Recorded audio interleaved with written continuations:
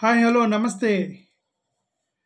మీరందరూ జగన్ గారిని కలవండి, జగన్ గారిని కలవండి అని చెప్పి కింద కామెంట్లు పెడుతుంటే నేను ఒక ప్రయత్నం చేద్దామని నిన్న తాడేపల్లి వెళ్ళి జగన్మోహన్ రెడ్డి గారిని కలవటానికి ప్రయత్నం చేశాను. జగన్ గారి టీం మెంబర్స్ ఎవరైతే ఉన్నారో కేఎన్ఆర్ గారు, రాజు అనేటువంటి ఒక స్టాఫ్, ఓకే, వాళ్ళు నన్ను రమ్మన్నారు. నేను వెళ్ళాను, లోపలికి తీసుకెళ్ళారు. జగన్ గారిని కల్పించడానికి లోపలికి నన్ను పర్మిషన్ ఇచ్చారు. లోపలికి వెళ్ళాను, జగన్మోహన్ రెడ్డి గారి క్యాబిన్ దాకా పోయాను. బట్ అన్ఫార్చునేట్లీ జగన్మోహన్ రెడ్డి గారిని కలవలేకపోయా. ఎందుకంటే ఎందుకు మరి అక్కడ చాలా పెద్ద క్రౌడ్ ఉంది. అక్కడ సెక్యూరిటీ మధ్య క్రౌడ్ మధ్య పెద్ద పెద్ద గొడవ జరుగుతుంది. వాళ్ళేమో తోసుకొని పోతున్నారు క్రౌడ్. నేను ఆ పని చేయలేకపోయాను. అలా తోసుకొని సినిమా టికెట్ల దగ్గర తోసుకున్నట్టు తోసుకొని నేను జగన్ గారి దగ్గరికి వెళ్ళలేకపోయాను. అందుకని నన్ను పిలుస్తారేమని నేను వెయిట్ చేశాను. 3 వరకు వెయిట్ చేశాను జగన్మోహన్ రెడ్డి గారి ఆఫీస్ బయట. 3 o'clock తర్వాత జగన్ గారు వెళ్ళిపోయారు సార్ అని అన్నారు వాళ్ళు. సార్ నేను I will try, next time నేను ట్రై చేస్తానని నేను వచ్చేసాను వెనక్కి. సో నిన్న జగన్ గారిని కలవలేకపోయాను, కలుస్తాను. నెక్స్ట్ ఐటమ్ ఇంకొకసారి ట్రై చేస్తా. ఓకే, సో ఇది మ్యాటర్ జగన్ గారి విషయం. అయితే నిన్న తెలుగుదేశం బ్రదర్స్, తెలుగు తమ్ముళ్ళు, మన ఆంధ్రప్రదేశ్కి బ్రదర్స్, తెలుగు తమ్ముళ్ళని వాళ్ళు పెట్టుకున్న పేరే కదా అది. మన తెలుగు బ్రదర్స్ ఎవరైతే ఉన్నారో తెలుగు తమ్ముళ్ళు నిన్న విశాఖపట్నంలో డెక్కన్ క్రానికల్స్ ఒక న్యూస్ ఛానల్ మీద దాడి చేశారంటే అక్కడ ఫ్లెక్సీ బోర్డు ఏదో తీసుకెళ్ళి కాల్ చేశారనమాట. డెక్కన్ క్రానికల్ న్యూస్ పేపర్ది. దాని బ్యాక్గ్రౌండ్ ఏంటంటే డెక్కన్ క్రానికల్ వాళ్ళు ఒక న్యూస్ ఒకటి వేశారు. డెక్కన్ క్రానికల్ వాళ్ళు అది డే బిఫోర్ ఎస్టర్డే రాసిన ఒక ఆర్టికల్. దానికి నేను నిన్న మార్నింగ్ ఒక వీడియో పెట్టాను. నిన్న మార్నింగ్ స్టీల్ ప్లాంట్కి సంబంధించి స్టీల్ ప్లాంట్ గోవిందా అని ఒక వీడియో పెట్టాను. దానికి డెక్కన్ క్రానికల్కి సంబంధించిన కింద లింక్ ఇచ్చి మరీ ఆ వీడియో పెట్టి ఎక్స్ప్లెయిన్ చేసా ఆ ఆర్టికల్ని, ఆ న్యూస్ ఛానల్ని. ఐఎమ్ 100% షూర్ నేను వీడియో పెట్టిన తర్వాతే ఎక్కువగా షేర్ అయిందంట. ఒక 1000 మెంబర్స్ వరకు షేర్ చేసుకున్నారనమాట. మేబీ స్టీల్ ప్లాంట్ ఎంప్లాయీస్ అయి ఉండొచ్చు. వాళ్ళందరూ షేర్ చేసుకుని అలా తెలుగుదేశం, విశాఖపట్నానికి సంబంధించిన తెలుగుదేశం ఛానల్ వాళ్ళు, తెలుగుదేశం పార్టీకి సంబంధించిన తెలుగు తమ్ముళ్ళు నా వీడియో చూసినట్టున్నారు. వాళ్ళు కింద ఆర్టికల్ చదివినట్టున్నారు. కింద డెక్కన్ క్రానికల్ వాళ్ళు రాసినటువంటి ఆర్టికల్ని బేస్ చేసుకొని వాళ్ళు వెళ్ళి డెక్కన్ క్రానికల్స్ ఆఫీస్ ముందు ధర్నా చేసి అక్కడ డెక్కన్ క్రానికల్స్కి సంబంధించిన ఫ్లెక్సీ బోర్డుని పగలగొట్టారు. నాకు అప్పుడు అనిపించింది, నేను మంచి పని చేస్తున్నాను, నేను ఏం మాట్లాడినా కింద నేను లింక్ ఇస్తున్నాను, లేదంటే వీళ్ళు వచ్చి నా మీద దాడి చేసేవాళ్ళేమని అనిపించింది. ఓకే, నేనేదో ఒక ఆర్టికల్స్ నేను ఎక్స్ప్లెయిన్ చేసుకుంటూ పోతున్నాను కాబట్టి ఆ లింక్ ఇచ్చాను కాబట్టి పోయి అక్కడ లింక్ మీద పట్టట్టున్నారు అని నాకు అనిపించింది. బట్ నేను తెలుగు తమ్ముళ్ళు బ్రదర్స్, తెలుగు తమ్ముళ్ళు, you call it as your brothers of Andhra Pradesh, Telugu తమ్ముళ్ళు అని మీరు చెప్పుకుంటారు. మాకంటే పెద్దోళ్ళు అయితే తెలుగు అన్నలు అనుకోండి, తెలుగు అన్నలు. మేము మీకు ఐ డోంట్ నో, మీరు జర్నలిస్ట్ మీద దాడి చేయటం అనేది కరెక్ట్ కాదు, 100% కరెక్ట్ అయితే కాదు. ఎందుకంటే జర్నలిస్టులు ఎక్కడో మరుగున పడినటువంటి వార్తల్ని ఎలికి తీసేది వాళ్ళే. ఇప్పుడు నేనేదో ఒక న్యూస్ పెట్టి, ఒక వీడియో పెట్టి దాని కింద డెక్కన్ క్రానికల్ లింక్ ఇస్తే ఆ డెక్కన్ క్రానికల్ ఆఫీస్ మీద మీరు దాడి చేశారు. ఎందుకు? డెక్కన్ క్రానికల్స్ వాళ్ళు ఆర్టికల్ రాశారు కాబట్టి. కానీ డెక్కన్ క్రానికల్స్ రాసినటువంటి ఆర్టికల్లో వాళ్ళు ఎవరిని రిఫర్ చేశారు? నేను డెక్కన్ క్రానికల్స్ రిఫర్ చేస్తే డెక్కన్ క్రానికల్ ఆఫీస్ మీద దాడి చేశారు. బట్ డెక్కన్ క్రానికల్ వాళ్ళు ఎవరిని రిఫర్ చేశారు? BJP MP, BJP minister Srinivas Varma గారిని రిఫర్ చేశారు కదా వాళ్ళు, రైట్?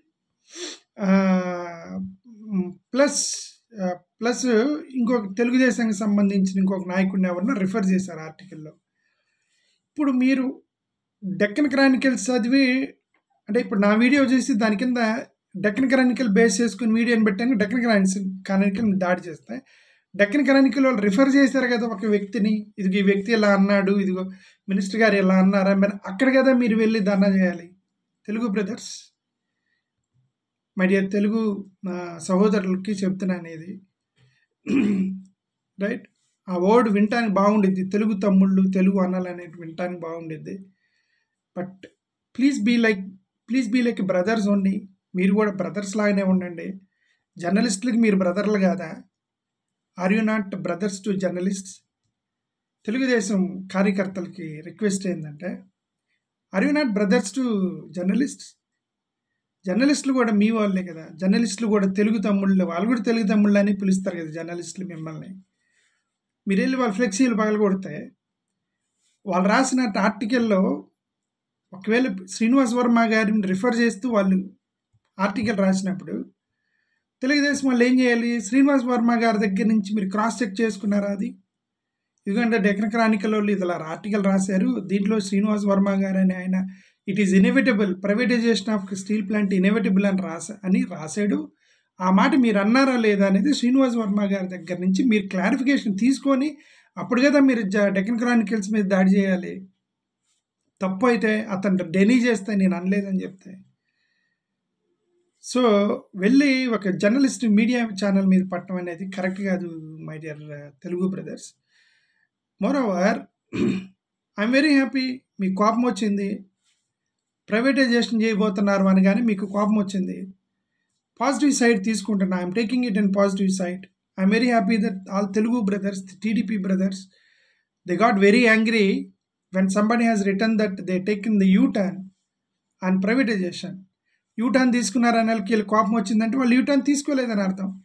మీరు యూటర్న్ తీసుకోవద్దు, పని చేయండి, మీరే ఉద్యమాన్ని నడిపించండి, మీరే ముందుండండి, మీరే మోడీ గారు ఆ స్టీల్ ప్లాంట్ ప్రైవేటైజేషన్ ఆపండి, మీరే మాట్లాడండి, మీరే అక్కడ మీకు తెలుగుదేశం కార్యకర్తలు వెళ్ళి స్టీల్ ప్లాంట్ ముందు కూర్చోండి, తెలుగుదేశం కార్యకర్తలే మోడీ గారు మీరు ప్రైవేటైజేషన్ చేయొద్దని అడగండి, తెలుగుదేశం కార్యకర్తల శ్రీనివాస్ వర్మ గారు బీజేపీ ఎంపీ ఎందుకన్నారని అడగండి, తెలుగుదేశం కార్యకర్తలే రేపు ఆయన హెచ్డి దేవగౌడ గారు కుమారుడు ఆయన వస్తున్నాడట మినిస్టర్ గారు, ఆయన దగ్గరికి వెళ్ళి ఆయన అడగండి.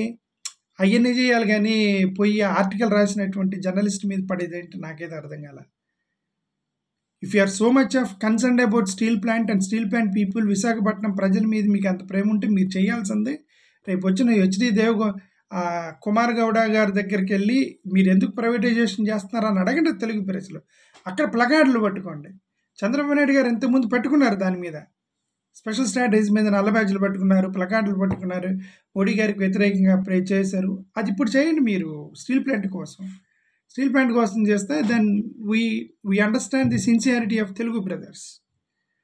అంతేగాని నాకు బాధ వేసింది, అంటే సమ్మేర్ లోపల నాకు కొద్దిగా గిల్టీనెస్ వచ్చేసింది ఆ న్యూస్ చూడగానే.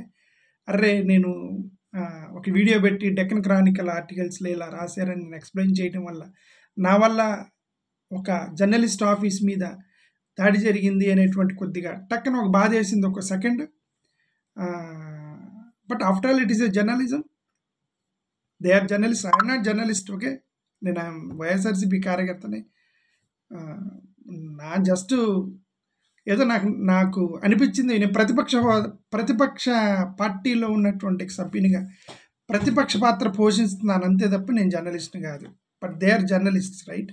వాళ్ళు జర్నలిస్టులు కదా, వాళ్ళ జర్నలిస్టులని మీరు దాడి చేయటం అనేది కరెక్ట్గా అనిపించలేదు నాకు. ఓకే, అది కొద్దిగా బాధాకరమైన విషయం. బట్ స్టీల్ ప్లాంట్ని మనందరం కలిసి ఆపడానికి ప్రయత్నం చేయండి. నేను ఇంతకుముందు చెప్పినట్టుగా కొన్ని గ్రౌండ్ లెవెల్లో నుంచి న్యూస్ తీసుకొస్తుంది, కొద్ది గొప్ప ఇంగ్లీష్ న్యూస్ పేపర్ వాళ్ళు తీసుకొస్తున్నారు.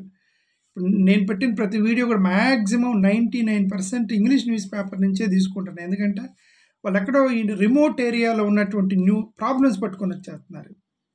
మన తెలుగు న్యూస్ ఛానల్స్ వీళ్ళు ఏం చేస్తున్నారంటే, జగన్ గారు హిమాలయాలకు వెళ్ళారు, జగన్ గారు రిజైన్ చేసి ఎంపీగా పోటీ చేస్తున్నారు, జగన్ గారి ఇంట్లో ఈరోజు ఇడ్లీ తిన్నారు, బ్రేక్ఫాస్ట్కి ఇడ్లీ తిన్నారు, లంచ్కి చికెన్ తిన్నారు, ఈ న్యూస్లు పెడుతున్నారు మన వాళ్ళు. అందుకని Telugu news channel I'm not following, I'm just following English news channel. వాళ్ళు వండర్ఫుల్ ప్రాబ్లమ్స్ బయటికి తీసుకొస్తున్నారు రాష్ట్రానికి సంబంధించి. అట్లాంటి జర్నలిస్టుల మీద దాడి చేయడం తప్పు కదా. అసలు మీడియా మీద దాడి చేయడం తప్పు. మీడియా జర్నలిస్టులు అంటే ఎవరు? ఫోర్త్ ఎస్టేట్ వాళ్ళు. దే ఆర్ నాట్ ఫాల్తూ ఎస్టేట్స్. జెన్యూన్ న్యూస్ రాసేవాళ్ళు ఫోర్త్ ఎస్టేట్, తప్పుడు న్యూస్ రాసేవాళ్ళు ఫాల్తూ estate. They are not fourth estate, they are ఫాల్త్ ఎస్టేట్. దీంట్లో అట్లీస్ట్ మీరు వెరిఫై చేసుకొని who are fourth estate, who are ఫాల్తూ estate, at least respect fourth estate. ఫాల్తూ ఎస్టేట్ మీద ఎలాగో రాళ్ళేస్తారు, గొడవ చేస్తారు, సోషల్ మీడియాలో ట్రెండింగ్ చేస్తారు ఈ ఫేక్ న్యూస్ పెట్టే వాళ్ళని. But they are somewhat genuine news.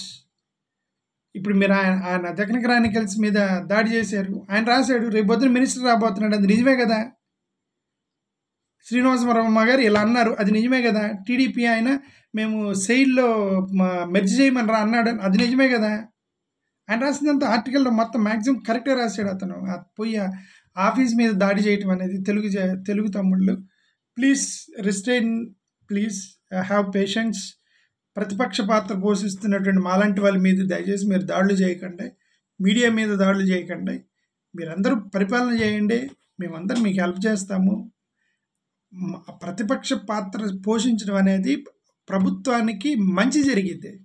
మీరు చేసిన పొరపాట్లు, మీరు చేసే తప్పుడు మార్గాలు చెప్తారు ప్రతిపక్ష నాయకులు, ఈ రాంగ్లో వెళ్తున్నారని. దాన్ని మీరు పాజిటివ్గా తీసుకోవాలి. జర్నలిస్టులు కూడా అంతే చేస్తారు.